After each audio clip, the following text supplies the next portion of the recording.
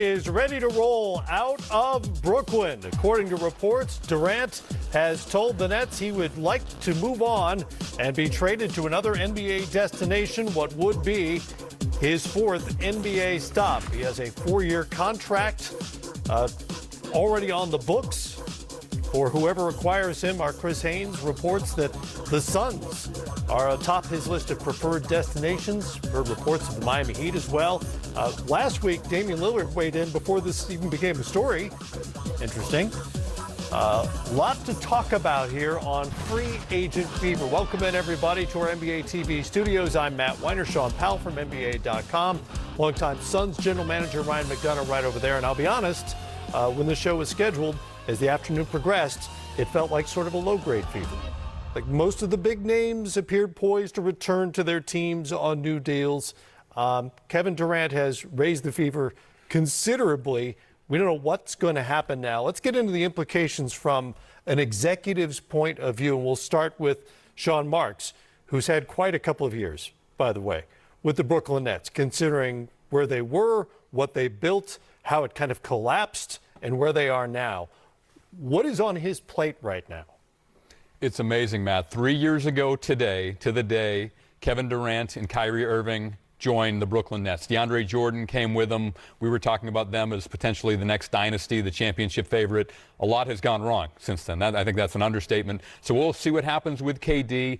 It was just last August he signed the 4-year, $198 million extension.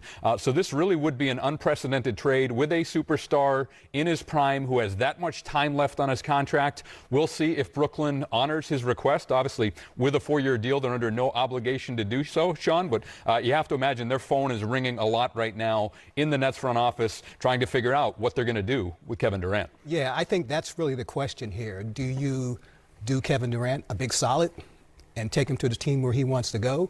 Or do you say, hold on a second, my obligation is to the Brooklyn Nets. We're going to take the best deal possible to help us. Right. Because this really didn't work out. And you said an interesting thing. It was Harden, it was Kyrie, it was KD. They ended up playing 16 games together. And all of a sudden it all fell apart. This was a franchise that was supposed to contend for titles for the next 2, 3, 4 years. And now they're stuck with Kyrie Irving. And by the way, the domino effect of KD asking out, why do they hold on to Kyrie Irving? They only held on to Kyrie Irving because of KD. Now that KD's gone, why would you bring back Kyrie Irving, deal with the potential of the headache of him possibly not playing games next season? You're trying to move this franchise forward. I don't think you can move this franchise forward if you're going to get that kind of Kyrie Irving next season. So many potential ripples around the league because of this news today. Obviously, you probably know already, Kyrie Irving opted in to the final year of his deal, $36 million. On paper, there's no reason to think that the Nets with Kyrie Irving, Kevin Durant, and Ben Simmons, if he's healthy, can't fill in around those players and be really good next season. Is that your job if you're Sean Marks today, to try to convince everyone, look at what we have here, we can still contend? And that's the balance, Matt, in the dance between the Nets on one side and Kevin Durant and his camp on the other, because you're right, with 4 years left on KD's deal, Brooklyn does not have to trade him at any time. They can hang on to Kevin. They do have some key decisions coming up in free agency. Patty Mills opted out of his player option. Nick Claxton is a restricted free agent. Bruce Brown is unrestricted. So if they re-sign Summer, all of those guys, with Joe Harris back, this is probably one of the favorites in the Eastern Conference on paper. But if Kevin Durant is unhappy, does that matter? And to Sean's point, with Kyrie opting in now on the 1-year deal, the Nets could pivot and trade him. They could trade Kyrie Irving and retain Kevin Durant, try to build around Kevin. One final point on Brooklyn that I think is important. Because of what they gave up to get James Harden from Houston, they owe the Rockets a bunch of first-round picks and pick swaps that are unprotected over the next 5 years. So, guys, I don't think leaning into a rebuild, trading Kevin Durant for, say, a bunch of draft picks and young players, I don't think that's an option for Brooklyn. I think they put themselves in this position where either they retain KD, or if he goes out, they need a veteran star, or veteran stars plural, coming back in return. There certainly are paths available to them if they keep Kyrie Irving, assuming they trade Kevin Durant, that if the Durant trade brings back good enough players, they could still be a contender in the East. Well, I think it all depends on, number one, what teams are willing to make that deal. Obviously, if you send everyone, if you send too much, back to Brooklyn, then what do you have left? Around Durant, right, sure. Around Durant. Obviously, Phoenix is a team flush with assets, good young players. DeAndre Ayton, his future there is questionable. He would probably be part of any package. And then a wild card would be the New Orleans Pelicans. I mean, look at the young players they have, plus the picks they have from the Lakers. They have other future first-round picks. They could probably be a player in the game. But again, I think it all comes down to Brooklyn saying, are we going to say, hey, Kevin, we're going to help you out. We're going to send you to the team of your choice, or maybe the second team of your choice. Or they're going to say, no. You're in a contract for 4 more years. Right. We're under no obligation to send you anywhere. We're looking out for us. Just like you're looking out for yourself right now, we're going to start looking out for us. Well, and in that same vein, Ryan, they're under no obligation to send Kevin Durant where he wants to go. Why wouldn't the Nets just take whatever the best offer is available out there rather than look at his list and say, well, we'll try to work something out with whether it's Phoenix or Miami? They very well could do that. And I think, frankly, they should do that because they have to do what's best for their franchise. They've done a lot, at least externally, to try to appease Kevin Durant, Kyrie Irving, James Harden, and their superstars. It hasn't worked out. And this situation's unusual because usually if you're a team who's trying to trade for a superstar, if you get word that the player doesn't want to be there, well, you're less willing to be aggressive and you're less willing to give up a lot of assets for that player. That's not the case with KD. He's got 4 years left on his deal, guaranteed. It really doesn't matter whether he wants to be there or not. Sean threw out a couple good teams, in the New Orleans Pelicans and the Phoenix Suns. Phoenix would be a little bit complicated with Ayton because there are some base year compensation and hard cap things in play there. So that may have to be a bigger deal if that were to happen. But I'll throw out 2 more just to make it more confusing because this is what's going on in Brooklyn right now. The Boston Celtics with Jaylen Brown as a centerpiece, and then look up north of the border in Toronto, Pascal Siakam, Scotty Barnes, the Rookie of the Year, and that's why I think if the phone is ringing a lot right now in Brooklyn, and Sean Marks and his staff, I imagine, are putting all this stuff up on the board. What are offers, weighing them? But to Sean's earlier point, they're under no obligation to do anything. They got some time to make sure they get the best deal if they trade Kevin Durant. There are an innumerable number of potential trades to do. We have no idea how this is going to play out or if a trade is even going to happen. This is one that certainly could work. The numbers work. I don't know how you would evaluate this, but DeAndre Ayton and Mikal Bridges to Brooklyn with Durant and Joe Harris coming back the other way. If I'm Phoenix, I'm doing that all day long. If I'm Brooklyn, I don't know if I'm as happy about that without getting any picks thrown in. Yeah, well, if that happens, those are my 2 adopted sons right there, so I might need to get a condo or something in Brooklyn to go watch DeAndre and Mikal play. Obviously, the Suns would have a superstar trio that would be better than any in the league with Chris Paul, Kevin Durant, Devin Booker, those 3 guys. So I think Phoenix would do it. But again, it does get a little bit complicated. I don't want to get too deep in the weeds with the machinations of the salary cap. Right. But Brooklyn would be hard cap. Brooklyn may need to send out some salary elsewhere. And keep in mind, Joe Harris potentially being in the deal. He's coming off an injury. He didn't play the second half of the year last year. So I think that is intriguing. But I don't think, guys, and I could be wrong, and I'll admit it if I am, I don't think this is the kind of deal that happens quickly because of what's at stake for Brooklyn and because of how many different teams are going to come at them with different things, and they have a huge decision to make. So I think they'll put Phoenix's offer up on the board. Ayton and Bridges are tremendous players, but I think we're probably talking about potential KD trades for a little while. What is this going to mean over the next week or 2? Well, just look at the domino effect with the teams that were discussing other deals other than KD, and all of a sudden, KD becomes available. Oh, I'll get right back to you. I'm going to put this deal on hold because you're going to discuss a possible package for KD. And like Ryan said, I mean, when you're talking about a player of his stature that's going to command a lot, all of a sudden, this doesn't happen overnight. This takes time. For so many teams to get in the conversation, to put together a package, to make sure it works under the salary cap. And now if you're Brooklyn, you're sitting back and you're weighing all these offers. So that could take some time. And if that takes time, think about all the potential deals that were supposed to happen in the next day or 2. All of a sudden, they're pushed back too. So this summer of KD could last for a little bit. Yeah, I was going to ask you, Ryan, take me inside a front office today when this news breaks, or maybe you got wind of it a little ahead of time before it actually broke. What changes in terms of your day and how you're going about your business?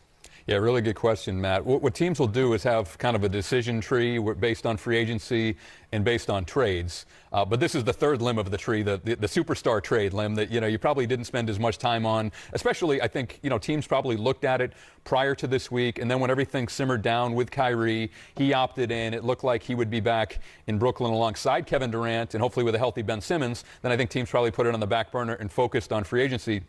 One thing, guys, that I wouldn't be surprised at all to see now is if free agency slows down because of this announcement from Kevin Durant. Teams are going to come out at 6 o'clock Eastern, just in a couple hours here, and be very aggressive out of the gate.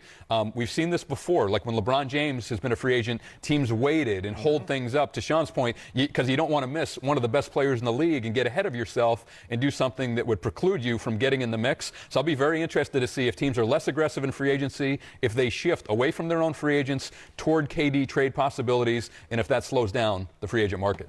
So many things could potentially happen. Again, we're just hearing of this in the last hour or so. Kevin Durant has reportedly requested a trade from the Brooklyn Nets.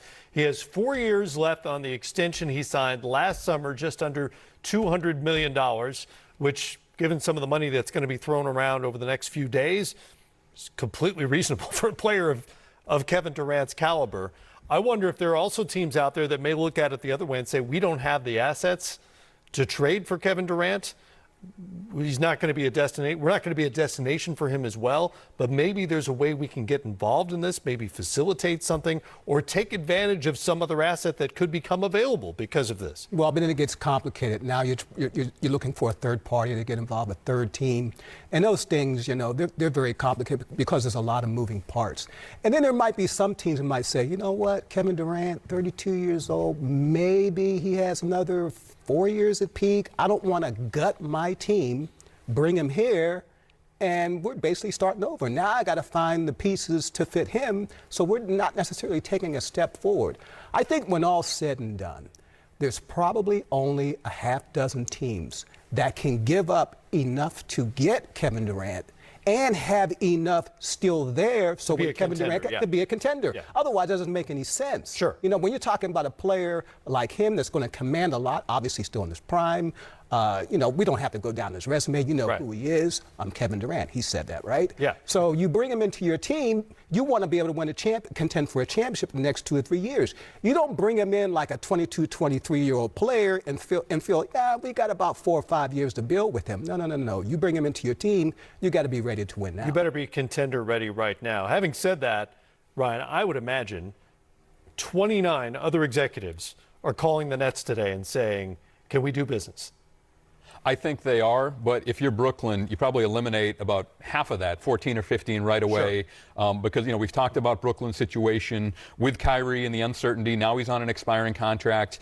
Ben Simmons, the mental and physical issues, he's on a max contract for a number of years. And then Joe Harris coming off an injury. Those are their 3 highest paid players other than Kevin Durant. So if you have those guys and you owe the picks and pick swaps to the Houston Rockets, doing a trade where Kevin Durant goes out, say to the Detroit Pistons or the Indiana Pacers or a team with some talented young prospects, is not really an option in my opinion. That's not a viable option because your team gets a lot worse. You don't control your own draft capital. Right. And then the veteran players you still have on your roster, Irving, Simmons, Harris, if those guys remain, then they're unhappy. So I think you put all 29 teams up on the board, you eliminate about half of them, and then you start to whittle it down, guys, and rank. How do we like Phoenix's package versus Miami's versus Boston, maybe New Orleans, Toronto, the list goes on, and then you prioritize and you try to set a threshold for if we get X, we're going to do it. If not, we will wait. Because keep in mind, this guy's got 4 more years on his contract, and July hasn't even started yet, right. So the Nets have some time. And if you did choose the route you spoke of, going to Detroit or another team with young players, cap room that could absorb Durant's contract, then you're talking about a potential rebuild, and maybe you trade Kyrie Irving as well, which is also not off the table.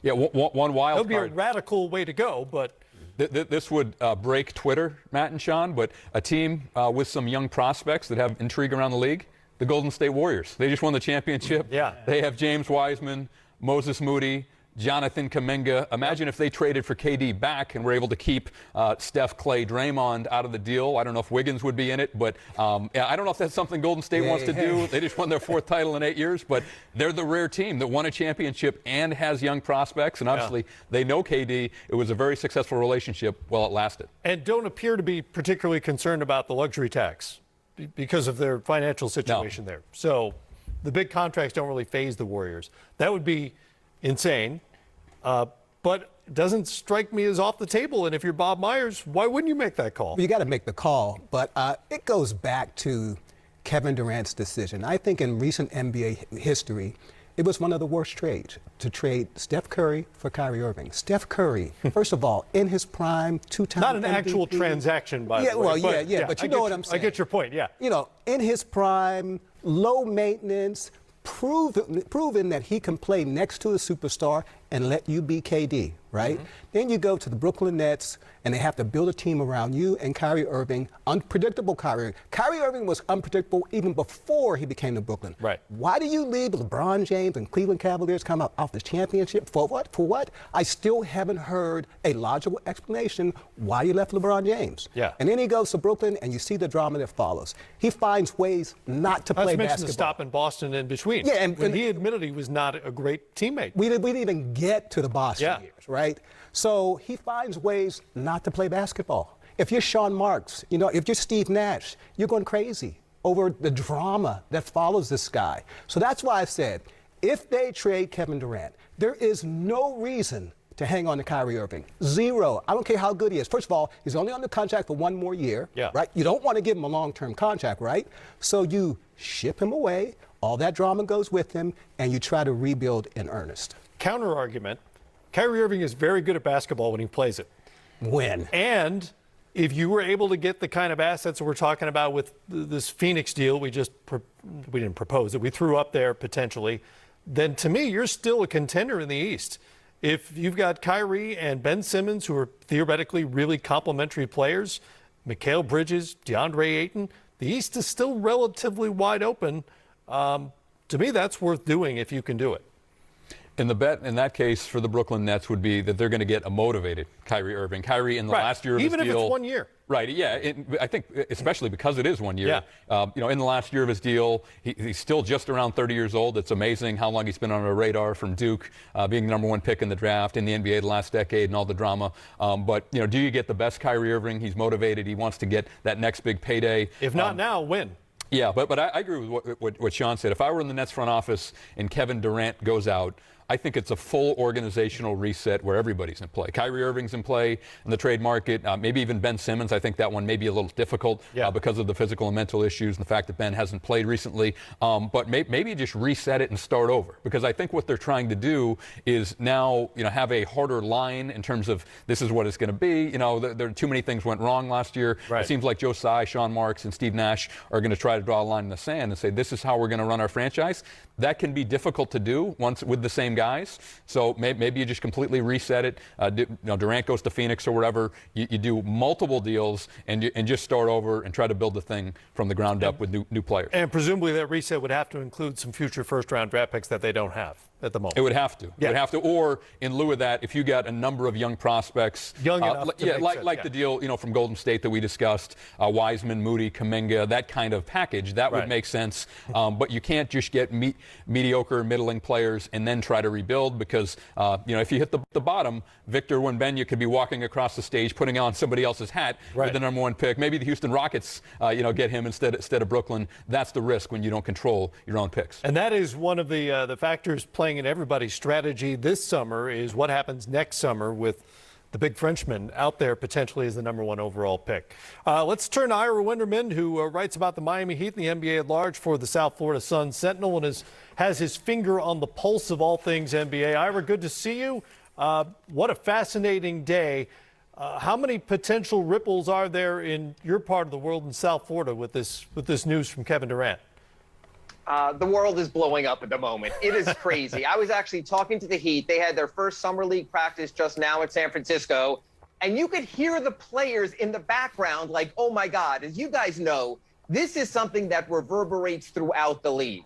And the one thing you know about Pat Riley, he gets his hand in everything. They've already been linked in previous years to Kyrie Irving. We know they went out to the Hamptons to try to recruit Kevin Durant. They've been involved there also. Other people might be saying right now the Heat don't have the pieces. The Heat don't buy that. The Heat's thought is if they can pair Jimmy Butler and Kevin Durant in any other combination, when you look at this Eastern Conference, they'll be right there. So I'm sure you guys might have explained. Right now, they can't trade Bam Adebayo to Brooklyn as long as Ben Simmons is there because of the designated rookie 5-year extension. They're both under that. You can't get two players via trade that way.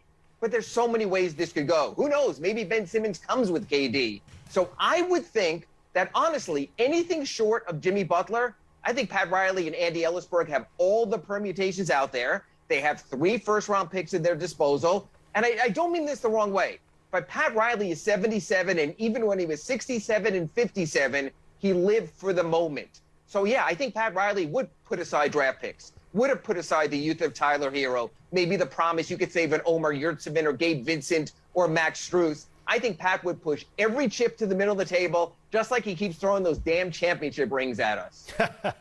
And Andy Ellsberg is on top of the cap situation as much as anybody in the league.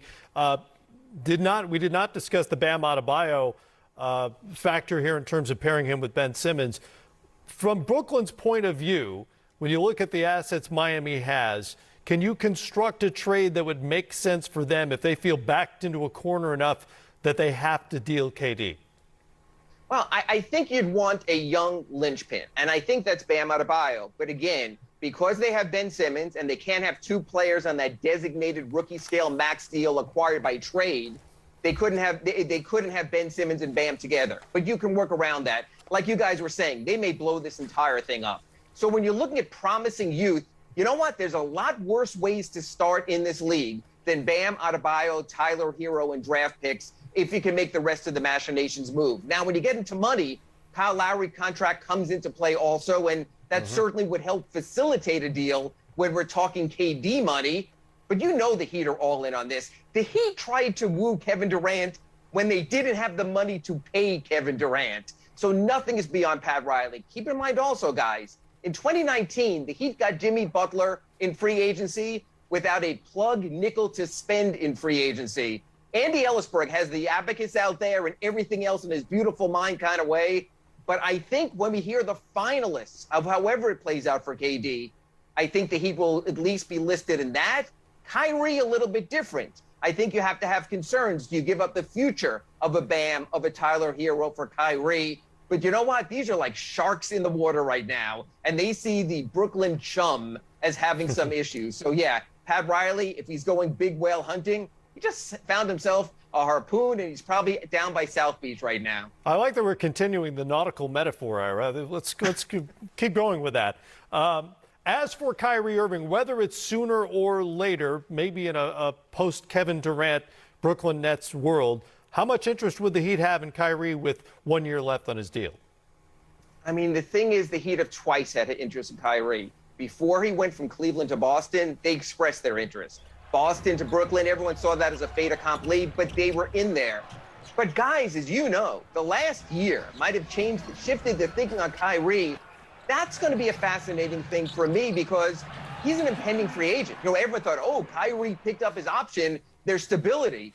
Can you imagine having Kyrie under contract knowing he could leave in the offseason, might not even choose to play depending on the election results or what someone shows up in a Halloween uniform costume at his house? So that's a real questionable one. I think the bids are going to be incredibly low for Kyrie. But honestly, if the Nets want to set things right, they may have to just sort of shed that to attract enough players to want to be there in the right situation. So I think what you guys were talking about before I came on, I think you could see this whole thing blown up. I mean, honestly, you could look at the Nets roster right now.